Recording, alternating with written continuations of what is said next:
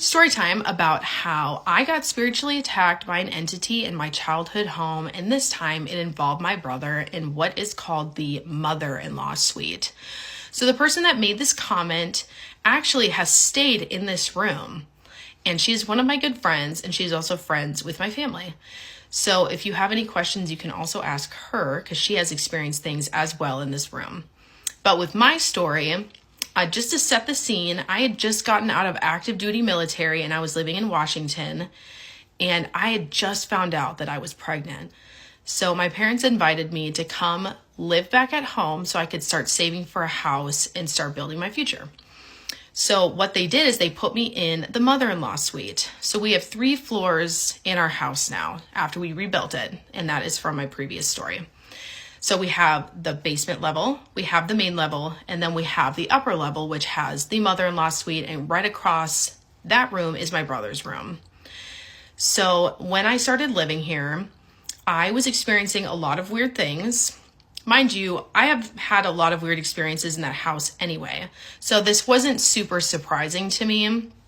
However, I hadn't experienced anything in a long time at this point.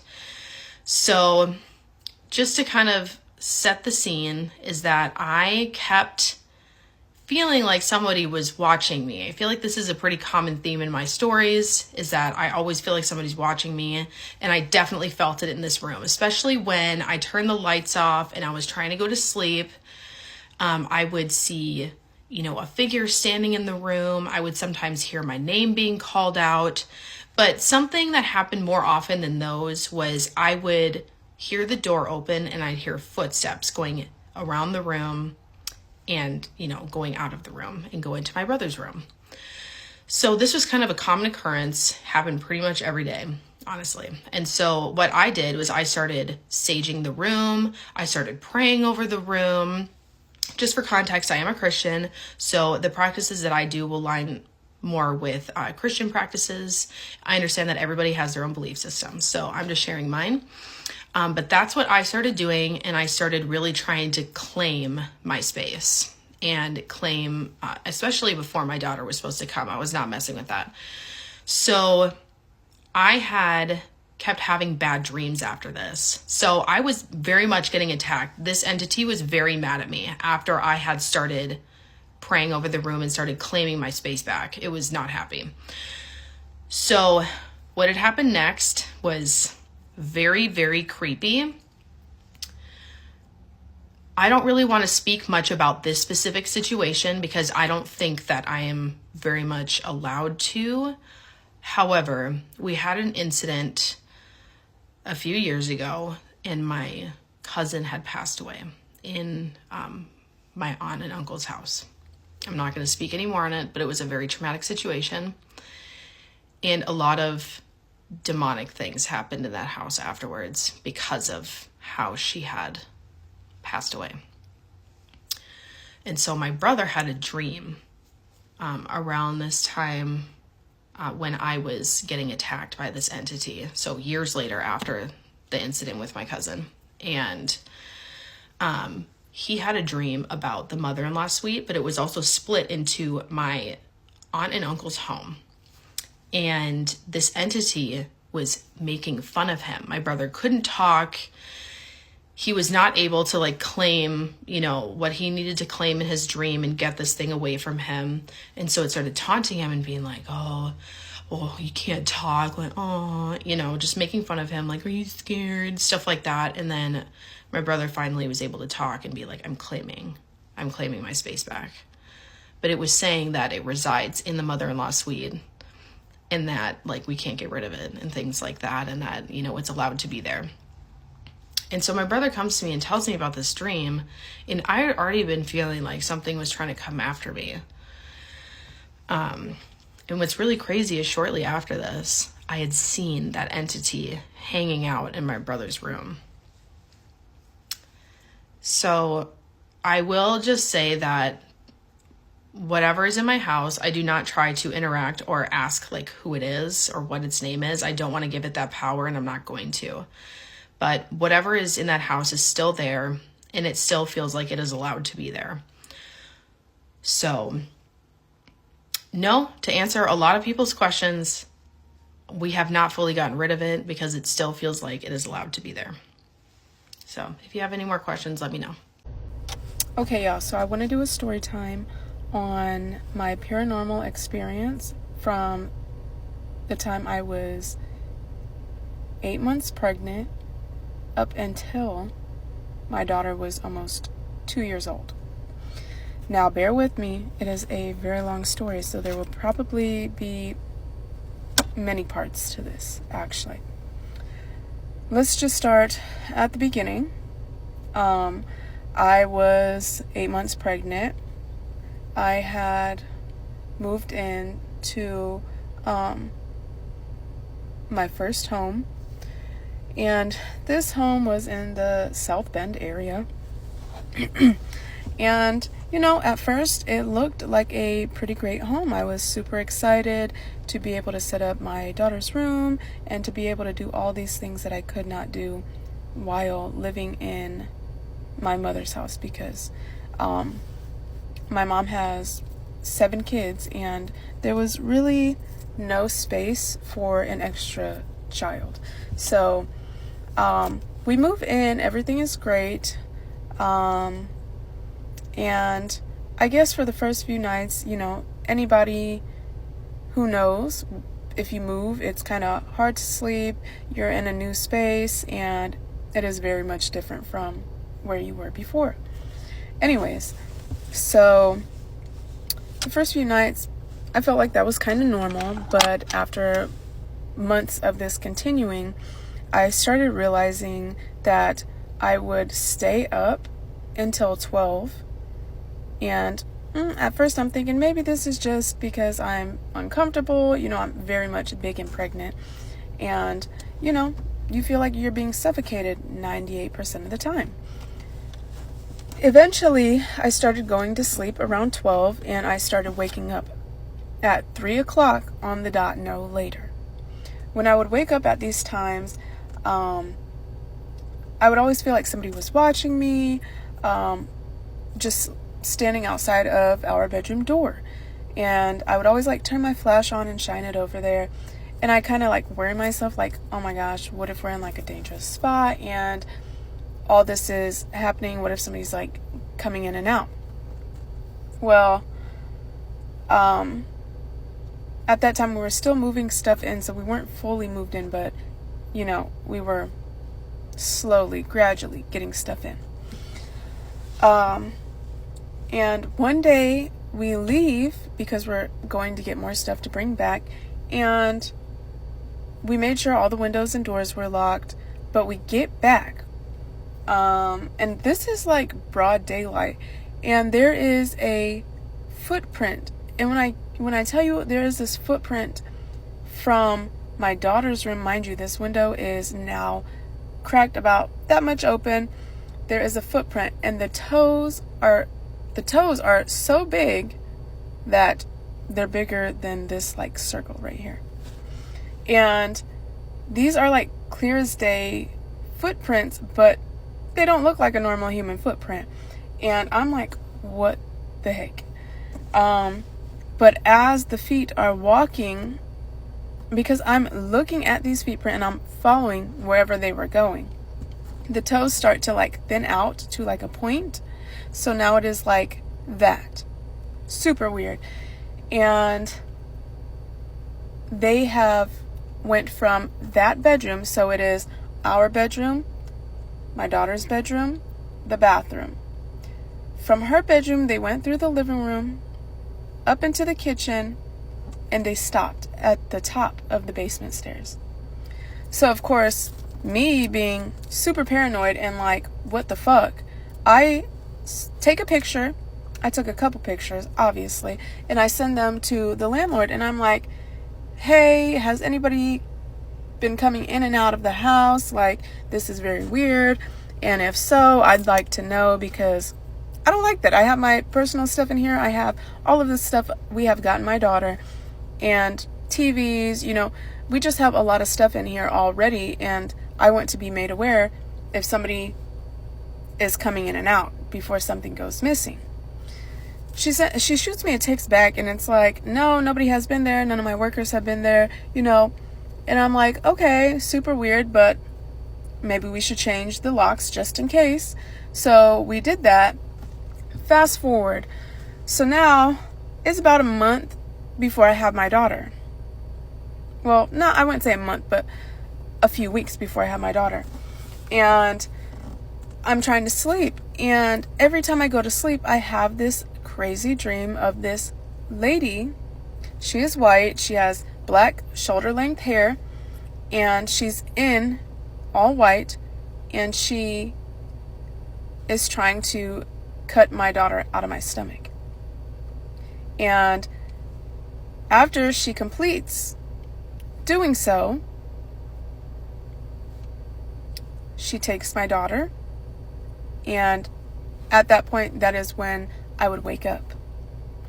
And this dream was on repeat for weeks after week after week. So at this point, I'm growing, like, super worried, super scared, like something's not right about this house. And I keep telling my sisters, I'm telling my partner, I'm like, something is not right. I keep having the same dream. And the fact that I can remember this dream is telling me it's not really a dream. If you get what I'm saying, I have always believed that if you can remember a dream, it wasn't really just a dream. So at this point, I'm growing, super scared, super worried. And I'm like, I don't know if this is the right place for me or for my child. But at this point, I am scared. Like, I am terrified. So that continues, and then eventually, like right before I had my daughter, I started having the times where I would be up because I was super uncomfortable, and I'd be on my phone just, scrolling TikTok or on Facebook, and out of nowhere, I would hear kids running up and down the basement steps and through the living room. So at that time, I had my brother living with me, and he was, I want to say, 10? I think he was 10. And I would get up, and I'd be like, what the fuck? It is now 3 a.m, and why are you running through the house laughing?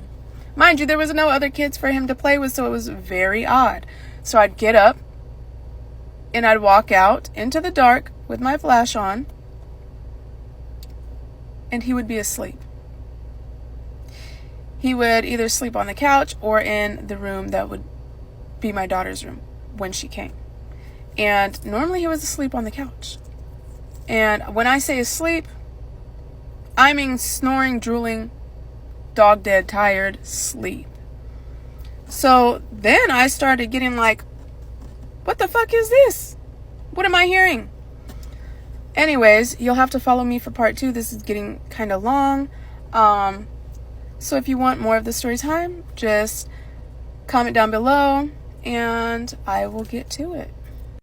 So while I'm getting ready to cook dinner really late at night, I want to tell you guys another little a mediumship story that I have. So recently I went out to my club, not my club, but I went out to the club with my best friend for his birthday, right? Whole gang, club, section, everything like that. We all partying, everybody's lit all night long, right? Now, if you know me and you've watched my videos and all of that, like, I am a medium.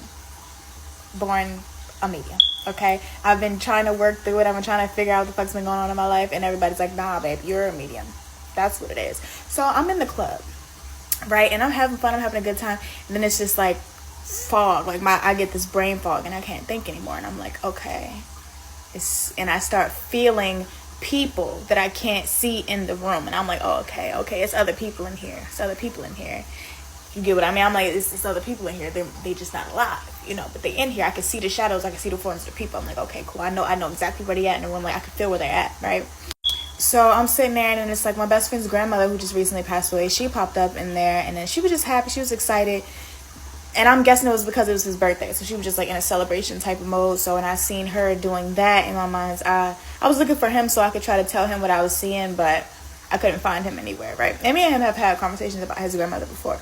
So the kicker is, I'm standing there on the couch, and I can't even hear the music in the club no more. I'm just looking, but when I be looking, I be looking at my brain, you know what I mean? So I'm like, I'm looking into my mind's eye, and I'm looking, and I see this man. He's like 22, 23 years old. He got on a black t-shirt. He got on some like Dickies pants, and he's walking back and forth in the club. And it's like, he's just walking back and forth. He don't look confused enough. He's walking back and forth like he with somebody. He's taking care of somebody. That was the energy I was getting from him. He had like straight hair. He looked like he could have been like Spanish or something, right? So I'm just sitting there, and I'm like, okay, but who is this dude attached to? Who's this dude attached to? Because I can't think about nothing but him, right? And I'm picking up things about him, right? So this is what I started picking up. I see the dude, and then I'm like, okay, I'm feeling protective. And if you know mediums, or if you know about mediumship, you know it's about images, it's about clear audience, it's about sense, it's about different things that hit different senses and otherworldly senses as well. They kind of tell you what the fuck to interpret. So it's like I'm feeling protection. I'm seeing a little girl. I'm seeing another person, but the other person is like blurred out, right? So it's like protection over this little girl and another person. And then there was this motorcycle, this real tricked out motorcycle that I was seeing. And then there was a sense of immense love and eloping almost. And trying for a baby and being super in love and trying for a baby, right? So, and trying for a son. So I'm getting all this, mind you, I'm in the club. I'm just sitting there, and I'm like, okay, I don't know who this man's attached to. My girlfriend at the time, she wasn't standing over next to me, so I'm sitting there, I'm like, I can't. So one of my new homegirls, she was sitting right in front of me, and I, like, once I get all the way into that mode, I cannot stop until, like, I have to say something where I can't think no more. So I'm telling her, and I'm like, yeah, I'm seeing this dude walking around the club, and I don't know how else to tell you this, but he's just not alive. But I'm seeing this dude walking around the club, and he looks like he's about 22, 23 years old. I'm giving her the whole rundown, right? Give her the whole rundown. So I'm like, did you have an uncle, a brother, a cousin, or something like that passed away? And I swear to God, she said, I had an ex-boyfriend that passed away. He was 23. I said, was he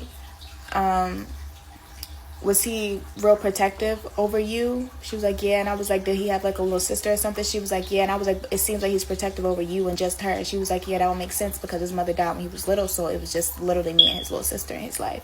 And I was like, it's feeling like y'all were in love. Were y'all like really in love, like really good relationship, like super in love? She was like, yeah. And I was like, nah, like we're getting married, we're having a baby. She was like, yeah. And I was like, no, like trying for a baby, like actively trying for a baby. And she was like, yeah.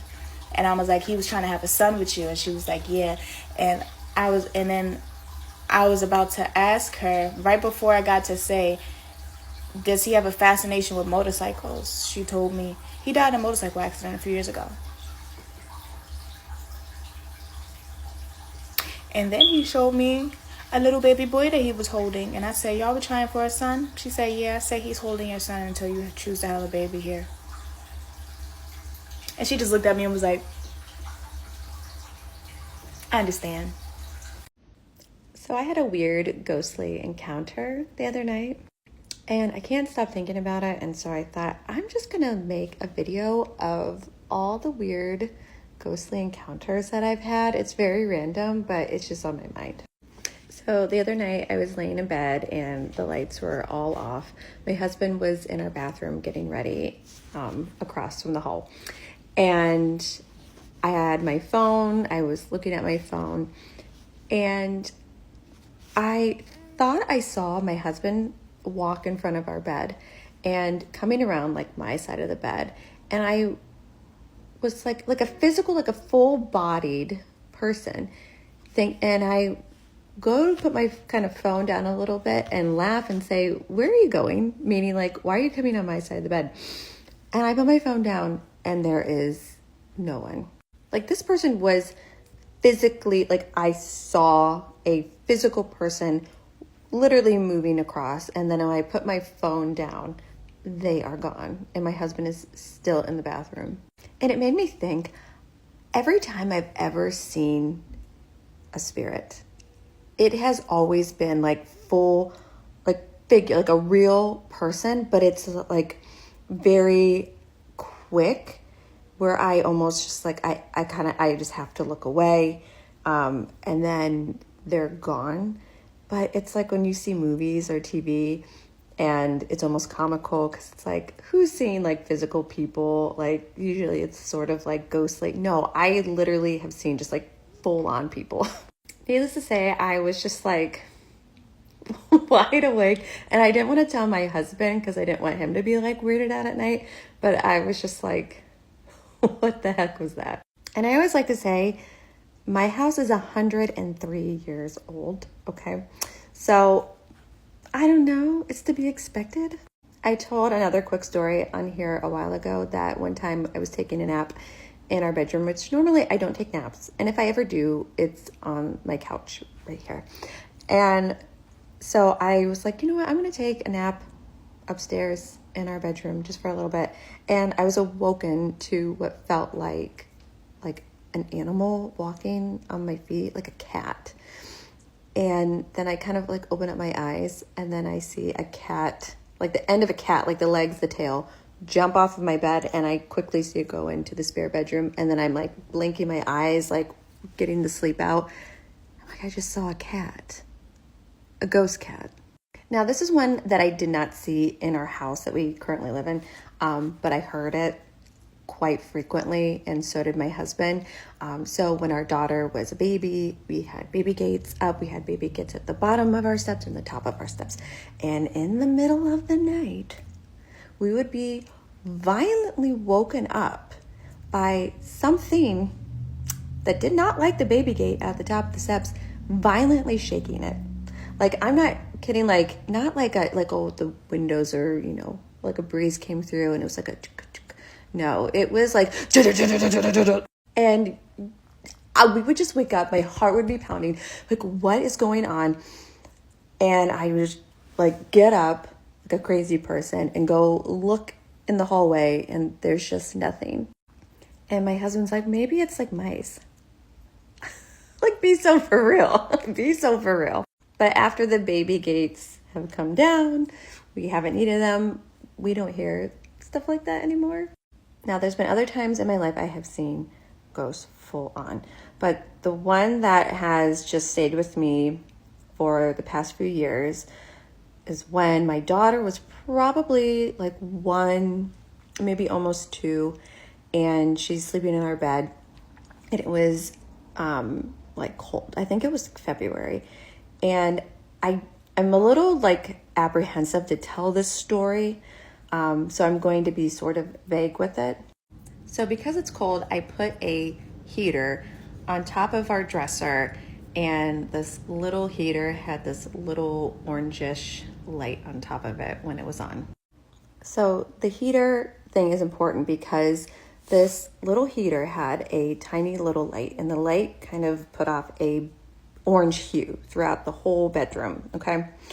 And I wake up in the middle of the night, and I'm like laying there, and I wake up, and my eye catches somebody standing in front of the bed on my husband's side, looking up at this heater, and it is of a little boy. He looks to be about 7 or 8. I'm just gauging this off of my daughter. I'm like, okay, he's much older. And this isn't like a boy that looks like he's from like back in like 1700s or something, okay? He's wearing modern day clothes. He's wearing a ball cap. You can see some brown shaggy hair a little bit underneath his ball cap. He's wearing like a jacket, almost like a Letterman's jacket. And he has this little like kind of round face. And I can still see his face. And he's looking up, and I am just staring at him, just like trying to compute what I'm seeing. And then all of a sudden he just slowly turns and looks right at me. And I am like, okay. And so I just close my eyes. And my heart is pounding. I'm just like, okay, I'm going to open up my eyes. I open up my eyes, and he's gone. And I bring up that orange hue in the room because that is important, because when I open my eyes, everything is the same. The orange hue is the same. I am not dreaming what I just saw. I saw it. Now, when I say I'm trying to be vague, this stuck with me for a really long time. And I wanted to know who lived in this house before us, because I'm like, this is recent. Like, this was somebody who, again, this wasn't from like when the house was built in the 1920s. And I do my research, and I find him. And I find him. And I have a name. I know what happened. And let's just say when I found him online, it was the same face. And I wanted so badly to be wrong. I wanted so much to be like, this isn't real. This isn't what I saw, but it is what I saw. It's who I saw. And I was very sad, and I felt this immense guilt for even looking. I felt bad for the family, and it was upsetting. It was very upsetting to me, so that's why I'm just being vague. But when something like that happens, I'm like, what do I do with that information? Like, what do I do? I don't have the answer. But it is something that like stuck with me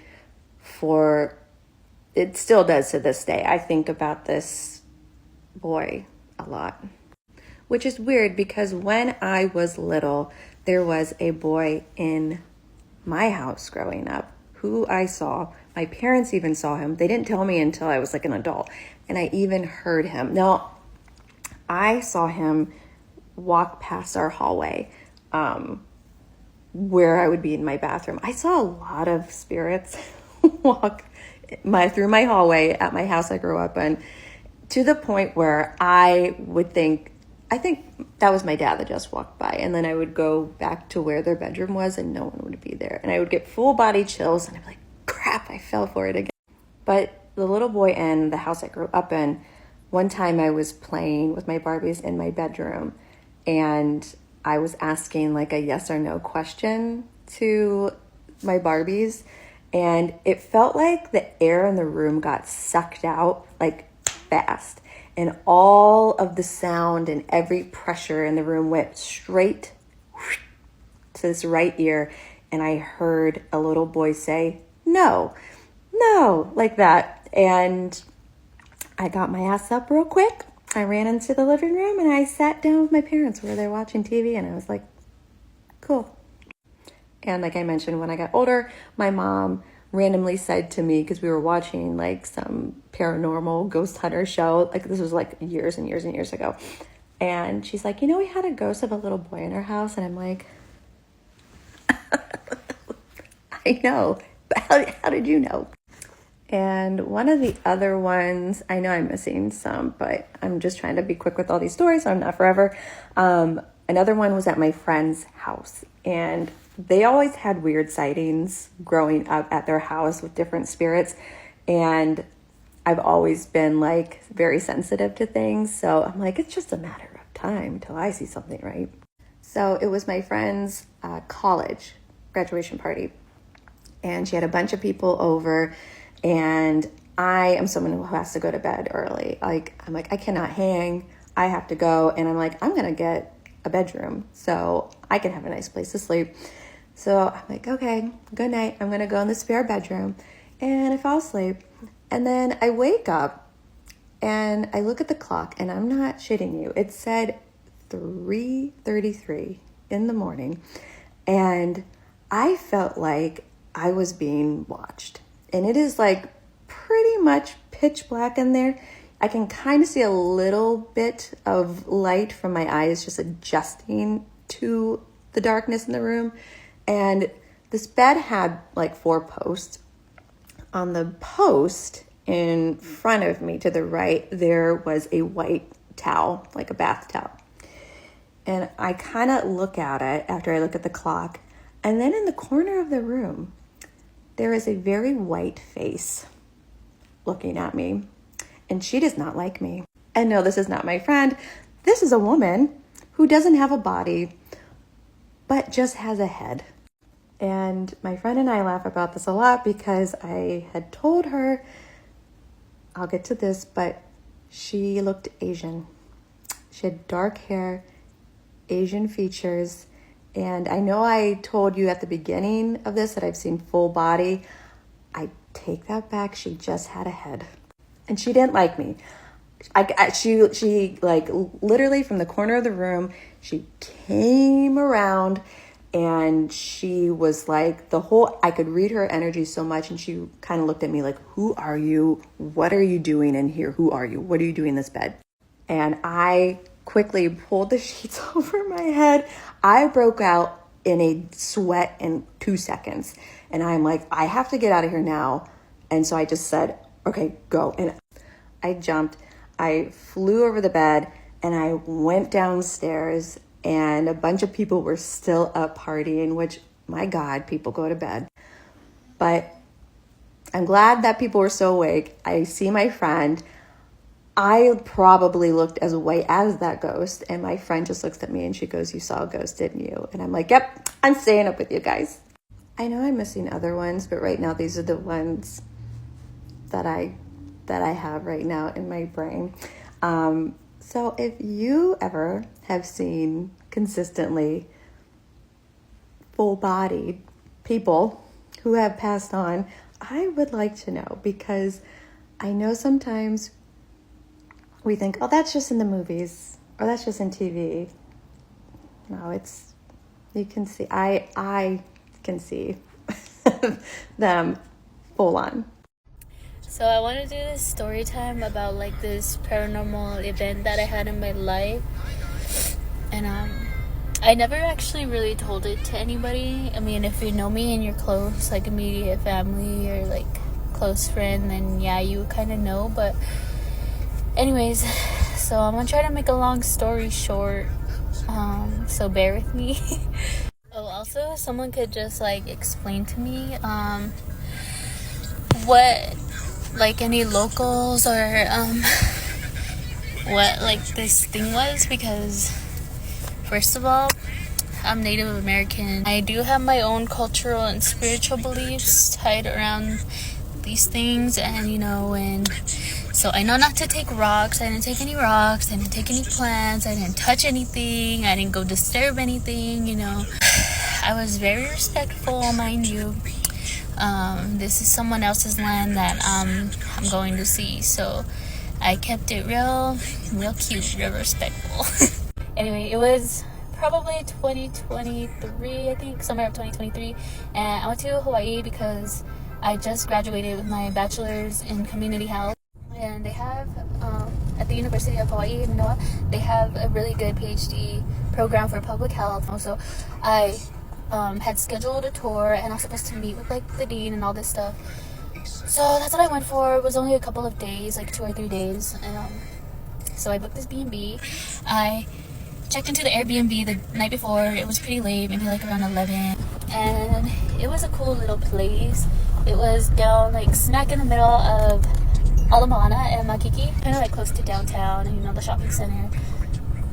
If you know, you know. I was super tired, so I just checked in. I went to bed and I was sleeping really good, and out of nowhere I was woken up by this very horrific woman screaming, and it scared me so bad that my body went into fight or flight and then freeze.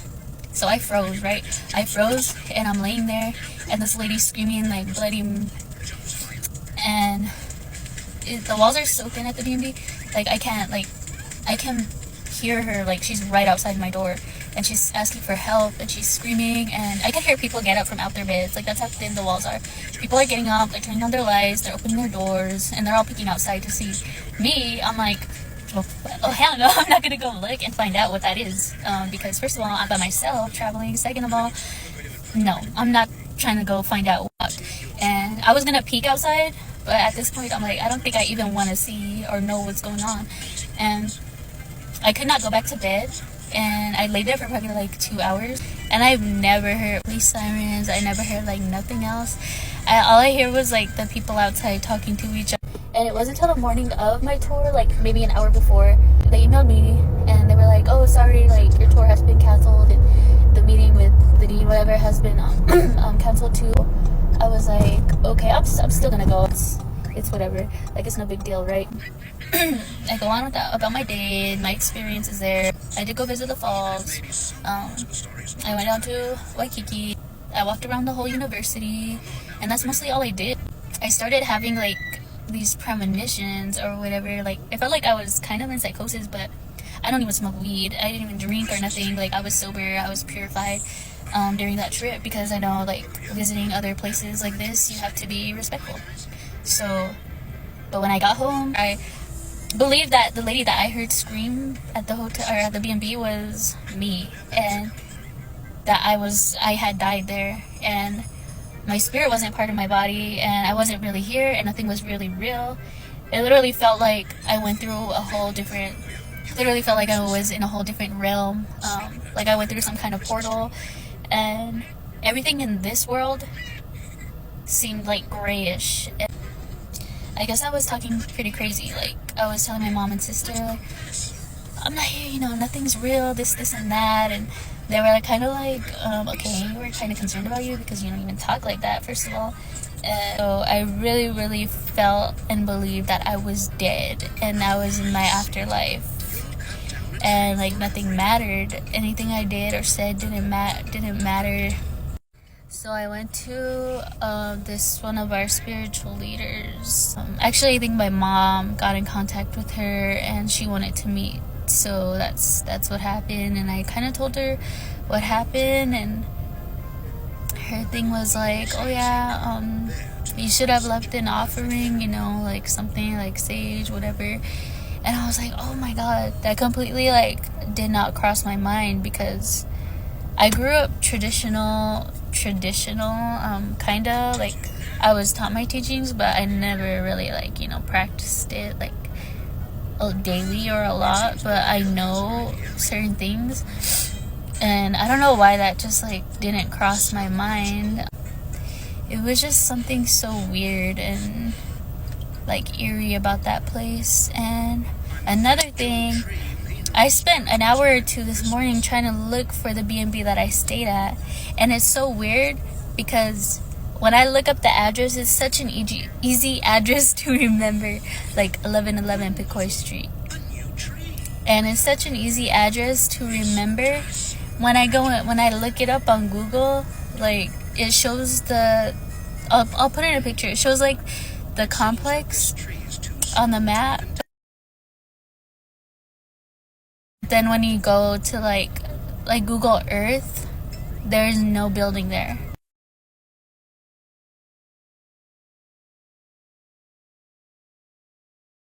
There is nothing there. Like, it either got demolished or whatever. And I did more research. Said that it got shut down. And then I go and I look further on Google, the address, and it shows up as like something as like a psychic readings type of thing. And I'm like, what the what do you mean? Like, it just doesn't make sense. Like, there's nothing there, but you can obviously see the outline of where the building used to be. And it's weird because I went through memories on Snapchat and my phone of photos. I did take pictures of the B&B. I did take pictures and videos of myself in the B&B, but when I look back at my memories and in my phone photos, like, I can't find any of those videos. I can't find any of those pictures that I took, which is pretty weird to me. But yeah, if anyone has a possible explanation of what I experienced, I'm just trying to come up with all these theories and whatever. Like, I believe in science and I believe in, like, the supernatural as well. So yeah, it would be cool to hear, like, other people's stuff. Or if other people, like, ever been to Hawaii and experienced something similar, I would love to hear that. I'm not the only one that, because I know I'm not tripping. I know what I've experienced, and that was one of the weirdest things that happened. I mean, I've had other paranormal experiences, but this one is just different because it's not where I was home, you know? So yeah,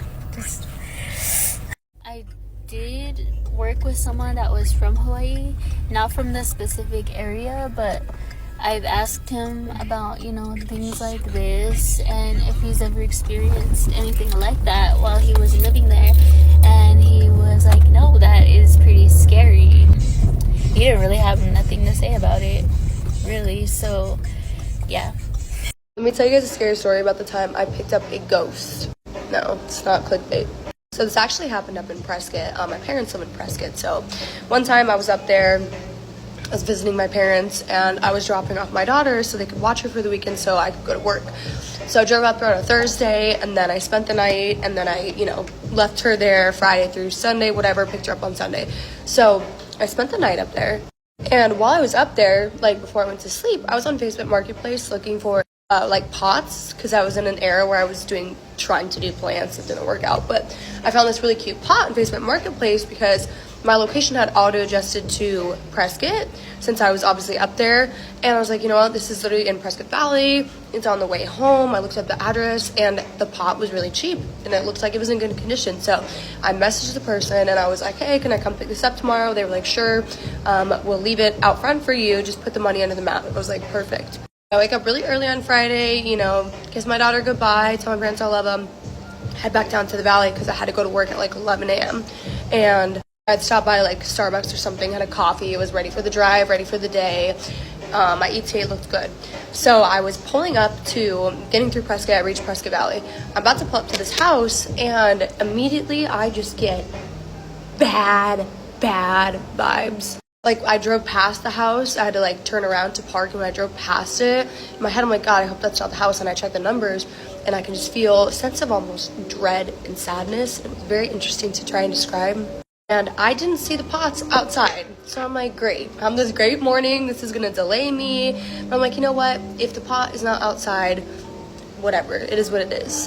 So I try and call her on like Facebook Messenger. Because I was like, I'm not going to try and just shoot like a message over there because it's going to take too long. I'm on a time crunch. I'm just going to try and call. So I call, and it's ringing, and then it picks up. And I just hear breathing on the other side of the phone. And I'm like, hello? And this woman's voice is very meek, very low. It says, hi. And I was like, hey, it's me from Marketplace. I'm at your house, and I'm parked out front. I don't see, like, the pot out front. Is there any way that you can put it out there? Like, she just goes, oh, okay. Hangs up. And I'm like, you know what? I don't even want this thing anymore. But then I literally was going to pull away. See her open the door, and she's waving at me. It was this, I don't want to be mean, but it was so creepy. Like, she wasn't creepy, but the way she was waving at the door was creepy, and I just had a bad vibe, and I'm like, fuck. And so I opened the door, my car door, and I was like, hey, like, how are you? And she's just waving. She's like, hey, it's right here. She opens up her door, and it's like in the front, it's like right next to the front door, but it's not outside. I was like, oh, just sit outside. I have your cash right here for you. And she was like, I can't lift it. I'm disabled. So I'm like, shit, and I know better than this, like, not to go in a stranger's home, especially like when no one else, there's no neighbors outside, like no one even knew I was going there. So I walk over, and I'm like, okay, and I'm kind of assessing, like, feeling it out, looking at if anyone's in the house, and I don't see anybody. So then I'm like, fuck, Riley, maybe just being paranoid. Like, this poor lady did look disabled. She didn't look like she was able to lift this heavy pot that I want to put my damn plants in. So I'm walking up, and I'm like looking in the house as I'm still up front, and I was like, sorry, I'm not trying to be weird, but you can understand how, like, it's a little freaky. And she didn't say anything, like, she didn't smile or anything. So I walk in the front door, and I go to get this, like, pot, and the second I walk in the door, I am smacked with energy that is vile. I can tell there's something demonic in that house. There's something that's not human, because when you have a sixth sense, you can just tell. And I immediately was like, I'm really sorry. I don't want this anymore. Turned around, and I left, and she was just staring at me from the front door. So anyways, I am a little shaken up. I obviously didn't get the pot. And I called my mom. I FaceTimed, or I, like, regular called her. And then she was like, can you FaceTime really fast? Because I wanted to tell her, like, what happened and how I was a little rattled. So I had drove just down the street. I wasn't still in front of her house, and I wasn't on the actual drive yet. So my mom was like, can you FaceTime really quick? Because Gia really wants, my daughter, she's like, Gia really wants to just see you and say good morning. She's really sad, and she misses you. So I'm like, yeah, that's fine. I can do, like, a quick FaceTime, but then I have to get off the phone because I can't FaceTime and drive, like, obviously down the mountains too. So I hit the FaceTime button, and I'm talking to her, right? I'm talking to my daughter. And I'm, like, telling my mom at the same time what's happening. And my daughter goes, Mommy, who's... says, who's in the car with you? And my mom was like, what? She's like, who is in the car with you? Like, who could you possibly, what are you doing? Where are you? And I was like, there's just no way. And I couldn't even look behind me in the FaceTime camera. I literally like didn't want to look at my phone. I didn't want to look behind me. I felt paralyzed by fear, and all of a sudden I got this feeling of nausea, and my car just stunk. My car smelled like rotting meat. I instantly know what's happening, and I start having a panic attack, and I could not bring myself to look behind me. And my daughter Gia was like, mommy, that's scary, man, in your car. So I literally I opened my door and I get out, and I'm like, nope.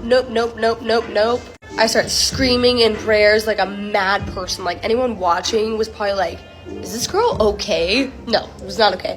I started screaming in prayer, like, you are not welcome in my, like, you cannot come home with me, you cannot attach to me. I'm going crazy. Then I forget, like, my daughter's still on FaceTime, so I'm like, shit, you know? I was like, baby, like, everything is fine. Like, mommy's playing, like, a little joke. And my mom is also obviously witnessing this, and she was like, Riley, what the f- is going on? I don't think it ended up coming home with me, but I do think it tried, and that is an experience that just rattled me. Like, I will never forget the feeling of dread. And then when my daughter said, like, mommy, who is that with you? Like, by the way, obviously, no real person was in my car. No one was in my car. That's all I got for now. Bye, y'all.